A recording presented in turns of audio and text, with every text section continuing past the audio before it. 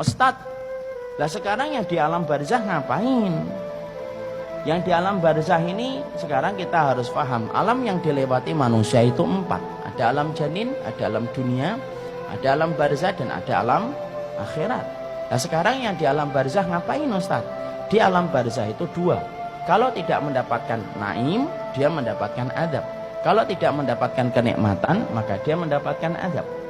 Dan manusia ketika di alam barzah, maka mereka diperlakukan oleh Allah sebagaimana amal yang mereka lakukan ketika mereka di dunia. Makanya macam-macam, beda-beda. Ada roh yang ditaruh di dalam barzahnya, dilapangkan antara pandangan dia dengan ke surga. Maka dia melihat surga dan dia menikmati itu setiap waktunya dan setiap saatnya. Itu kenikmatan. Ada roh yang kemudian tergantung antara langit dan bumi. Siapa roh itu? Yaitu adalah mereka yang memiliki hutang, tetapi tidak membayarkan hutangnya sampai dia meninggal dunia. Dia tergantung antara langit dan bumi. Dia kesakitan, nggak bergentayangan. Nggak ada bergentayangan turuh, nggak ada bergentayangan. Maka kemudian di alam barzah itu beda-beda. Ada yang mendapatkan kenikmatan, ada yang ditaruh di sungai darah, dia melipir, setiap dia melipir dilempari batu sampai pecah kepalanya. Siapa? Pemakan riba.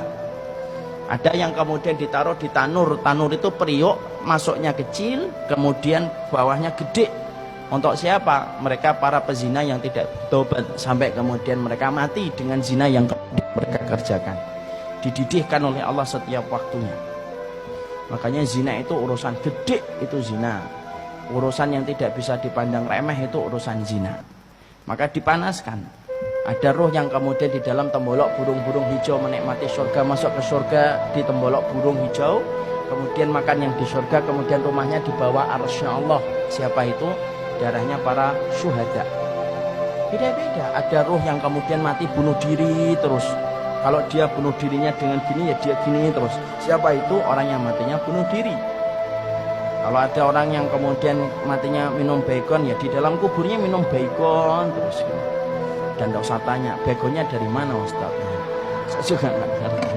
Tapi di situ kemudian disebut dengan alam barzah. Alam barzah itu bisa nggak ketemu Ustaz? Bisa. Orang itu kalau di alam barzah bisa ketemu.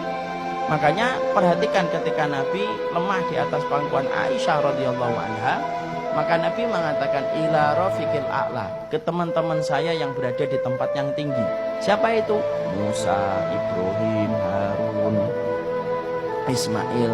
Makanya Nabi ketika Isra Mi'raj ketemu nggak dengan saudara-saudara beliau? Ketemu Nabi Musa, ketemu Nabi Ibrahim, ketemu Nabi Adam.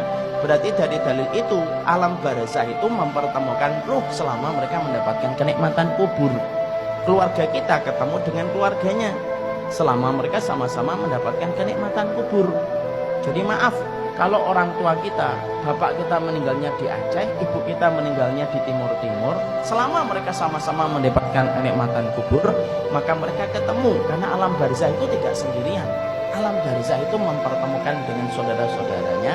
Syaratnya satu, sama-sama mendapatkan kenikmatan kubur. Dan kita saling bisa mengunjungi satu ruh dengan ruh yang lainnya ketika di alam barzah. Makanya kita kemudian mendapati satu hadis yang disebutkan Rasulullah, roh itu kalau mereka berada pada kenikmatan kubur, mereka saling kumpul. Makanya kalau ada ruh yang baru datang, baru meninggal dunia, mereka menyambutnya. Dan pertanyaan mereka, pertanyaan tentang keluarga-keluarga mereka yang mereka sudah tinggalkan lama ketika terputus kabar dari urusan dunia. Ruh-ruh yang lama itu akan tanya sama ruh yang baru, gimana kabarnya anak saya, gimana kabarnya suami saya, gimana kabarnya keluarga saya. Itu akan ditanyakan kepada ruh yang baru datang. Itu kata Rasulullah, hadisnya sahih. Kadang-kadang mereka bertanya, gimana kabarnya fulan? Maka ruh yang baru datang itu berkata, loh, fulan itu sudah meninggal sebelum saya. Dia sudah meninggal sebelum saya. Lalu kemudian apakah dia tidak datang ke tempat ini? Baru kemudian dijawab, oh kalau dia tidak datang, kalau meninggalnya sebelum kamu, kok tidak datang kepada kami? Fa'idha huwa ila hawiyah, berarti dia pergi ke pangkuan api neraka. Nah disitulah ruh itu ketemu. Dan ruh kemudian mereka bertanya kepada ruh yang baru. Makanya kita mendapati bahwasanya itulah yang dinamakan dengan alam barzah, masih bisa bertemu. Siapa ruh yang tidak bisa berkumpul? Ruh yang mendapatkan azab kubur itu tidak bisa ketemu. Karena orang yang mendapatkan azab kubur berarti dia berada pada hukuman. Hukuman itu yang tidak bisa mempertemukan dengan keluarganya. Sama dalam konteks kehidupan kita. Kalau ada yang di Cipinang, penjara, dia tidak bisa ketemu saudaranya, tidak bisa ketemu dengan keluarganya. Sama sebagaimana itulah kita kemudian mendapati di dalam ruh itu semacam itu.